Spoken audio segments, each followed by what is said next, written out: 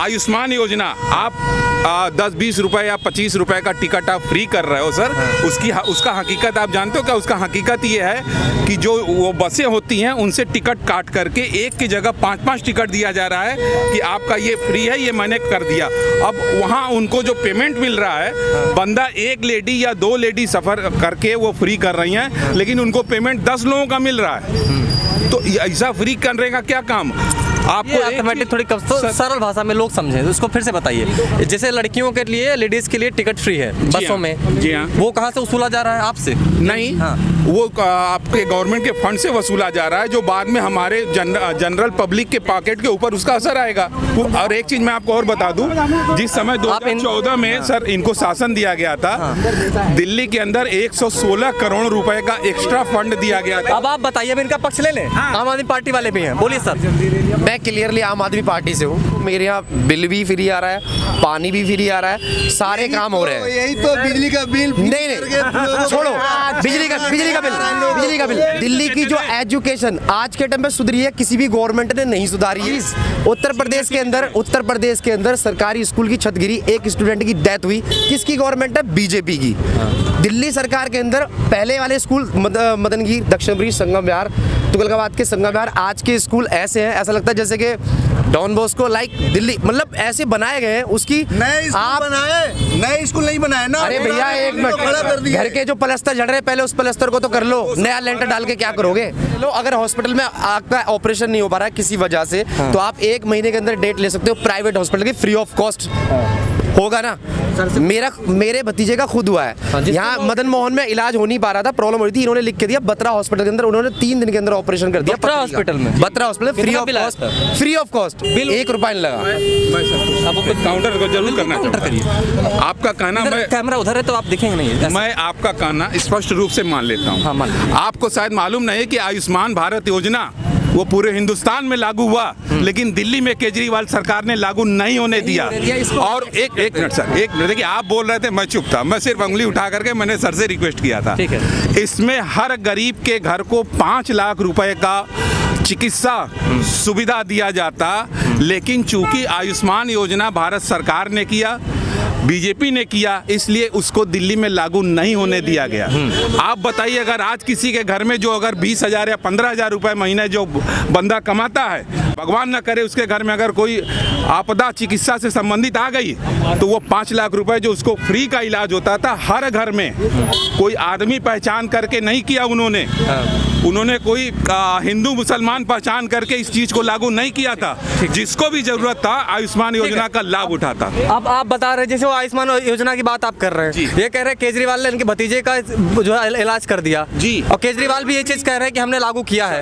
आपने बताइए, केजरीवाल इनके भतीजे का इन्होंने इलाज किया और आपने आयुष्मान भारत के तहत उदाहरण, आयुष्मान भारत के तहत उदाहरण बताइए। एक मिनट, ये तो खुद कहना कि मैं आम आदमी पार्टी का हूँ। कौन कह? और नहीं, आप भी तो बीजेपी के हैं। नहीं, आप नहीं बीजेपी के? नहीं, मैंने यही कहा कि आयुष्मान योजना वो नहीं, आप बीजेपी के हैं कि नहीं? नहीं, बिल्कुल है। तो अभी कैसे आपत्ति कर रहे हैं आप? नहीं, मैं आपसे पूछ रहा हूँ, आयुष्मान भारत का उन्होंने एग्जाम्पल दिया अपने भतीजे का, आप आयुष्मान भारत का एग्जाम्पल दीजिए। यहाँ दिल्ली के अंदर लागू ही नहीं है। नहीं, कहीं लागू है पूरे भारत में? हाँ, बताइए, एग्जाम्पल दीजिए। वहाँ कम से कम हजारों लोगों का लिस्ट होगा, वो मैं आपके चैनल पे भिजवा दूंगा, आप उसकी चिंता ना करें। लेकिन मेरा क्वेश्चन ये है कि दिल्ली के अंदर आयुष्मान योजना अगर 5 लाख रुपए का जो है माननीय मोदी जी ने लागू किया था, तो यहाँ क्यों नहीं लागू किया था? ठीक है, आयुष्मान योजना का जो बता रहे हैं, दिल्ली में आए दिन पेपर में फ्रॉड आ रहा है। जहाँ भी एग्जाम्पल देख लो, हॉस्पिटल में दिल्ली के अंदर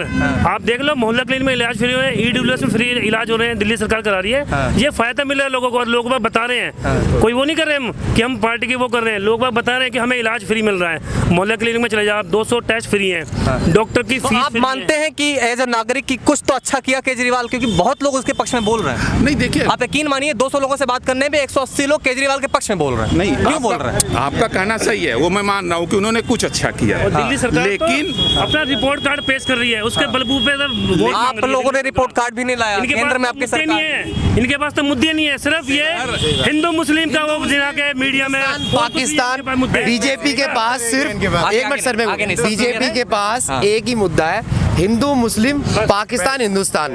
अभी आपने पता है अभी बीजेपी के एक एमएलए ने क्या बोला? कपिल मिश्रा कल उनसे बात कर ली, मैंने क्वेश्चन पूछ आप मेरी सुनिए। कपिल मिश्रा कहते हैं कि दिल्ली के अंदर इस बार जो इलेक्शन है हिंदुस्तान पाकिस्तान आप सही मानते हैं इस बयान को? पाकिस्तान का इस बयान को आप सही हम मानते इंडिया हैं? के लोग हैं ना, हम इंडिया के हैं ना, तो मैं तो इसमें कहता हूँ, दिल्ली सर उन्होंने कहा कि भारत वर्सेस पाकिस्तान आता है, क्यों आया? आप सही दिल्ली के मानते अंदर हैं? इनका विजन क्या है? जो इनके सीएम कैंडिडेट का विजन क्या है दिल्ली के लिए? ही नहीं रोजगार के लिए बेरोजगारी इतनी फैल रही है। तो बोले दीजिए, कुछ एक मिनट, फिर आपके लाओ पास ना। आएंगे, आपके पास कुछ आएंगे। इनके रोजगार हम आपसे पूछ रहे हैं, मेरे को प्लीज एक चीज बोलनी, मैं जा रहा हूँ। मैं सिर्फ इतना पूछना चाहता हूँ, क्या हिंदुस्तान में रहने वाले मुस्लिम या हिंदू या सिख या ईसाई, क्या वो इंडियन नहीं है? क्या वो नागरिक नहीं है? आपको अच्छा लगा था बयान? एक मिनट सुनिए प्लीज, मेरी पूरा अगर मैं मुस्लिम हूँ, आई एम मुस्लिम, बट मैं मुस्लिम हूँ, मैं वोट किसको दूंगा ये मेरा अधिकार है। मैं बीजेपी को दूं या कांग्रेस को दूं या आम आदमी पार्टी को दूं, लेकिन बीजेपी के एमएलए क्या नाम था? कपिल मिश्रा जी कहते हैं कि इस बार दिल्ली के अंदर हिंदुस्तान और पाकिस्तान का मुकाबला है। क्यों? वाई?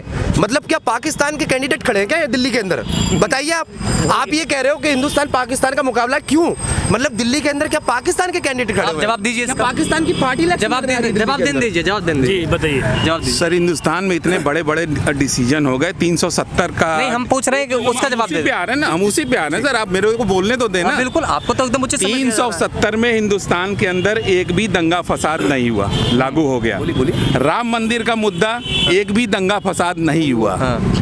आज ये कौन सा बहुत बड़ा एनआरसी CAA के लिए इतना बड़ा मुद्दा बनाया जा रहा है, जबकि स्पष्ट तौर पर कहा गया है कि यहाँ जो मुस्लिम 31 अक्टूबर 2014 के पहले जो भी मुसलमान यहाँ पे हैं, उनकी नागरिकता यहाँ की है, वो हटा नहीं रहे। 2014 में मोदी जी नहीं थे। भारत पाकिस्तान के कानून मत बताइए, एक मिनट। कपिल मिश्रा के बयान के बारे में आइए। नहीं, मैं पहले अपनी बात तो कर लूँ ना। कर लीजिए। कपिल मिश्रा की भी बयान कर लेंगे और उनकी शाहीन बाग की भी कर लेंगे ठीक है, कि करिए किस तरीके से शाहीन बाग में जो है पैसा दे करके और फंड दे करके। कहाँ देखा सर, आपने?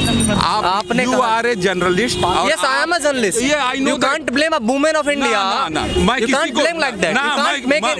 You can't raise any question on the character of a blame woman. नहीं कर रहा हूँ। So Bharatiya Janata Party is raising the question on the character of the woman. Journalist ने Bharatiya Janata Party is raising the question on the character of the woman.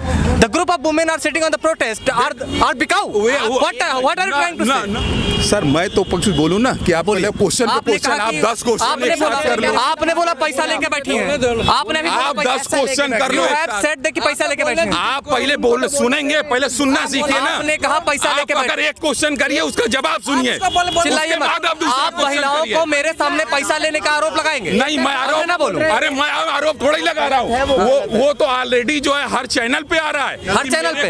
कौन सा channel देखते हैं? Channel अरे बताइए। भाई साहब, इसमें अगर हम व्हाट्सएप वही यूनिवर्सिटी पढ़ते हैं। क्या मजाक कर रहे हैं सर? क्या मजाक कर रहे हैं आप? सर एक क्वेश्चन अगर करें ना, एक क्वेश्चन अगर आप करें तो उसका जवाब नहीं, सुनिए। शाहीन बाग की महिलाएं वहाँ 500 रुपए लेके महिलाएं बैठी बैठी हुई हैं, कौन कहा आपसे? नहीं वहाँ महिलाएं बैठी हुई तो महिलाओं की बात करेंगे। पैसे लेके वहाँ पैसे लेके नहीं बैठी है। नहीं, देखिए जो स्मृति ईरानी, स्मृति ईरानी, आप एक बार प्लीज सुनिए। स्मृति, बीजेपी की स्मृति ईरानी कांग्रेस के टाइम पे गैस महंगा हुआ, ये हुआ, सिलेंडर लेके रोड पे बैठी, तो क्या वो पैसे लेके बैठी थी रोड पर? जवाब दीजिए, लॉजिकली जवाब दीजिए सर। अगर जो जो मुस्लिम गलत है उसको गलत कहने में क्या बुराई है? 500 रुपए के लिए बैठी थी। एक मिनट, पार्टी लाइन फॉलो करिए। अगर मुस्लिम लेडीज का बयान इस तरीके से आ रहा है, तो क्या उसको हम नकार के चले या मुस्लिम लेडी बोली है ऐसा?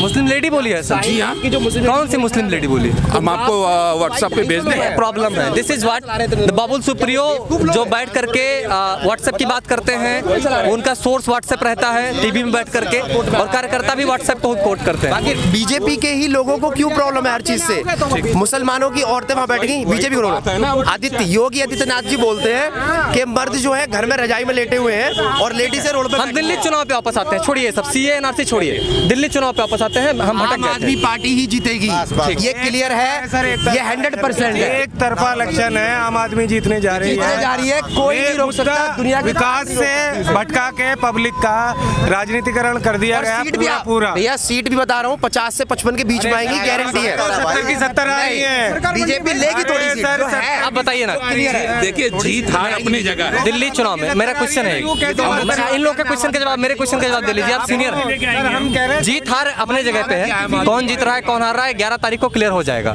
ठीक है। मैं ये पूछ रहा हूँ कि चुनाव में एक सीनियर लीडर जो आपसे जो है एक तरह से दल बदल करके भारतीय जनता पार्टी में गए, वो जा करके ट्विटर पे पब्लिक स्पेस में दिल्ली के लोगों को पाकिस्तानी बोल रहे हैं, आपको सही लगा?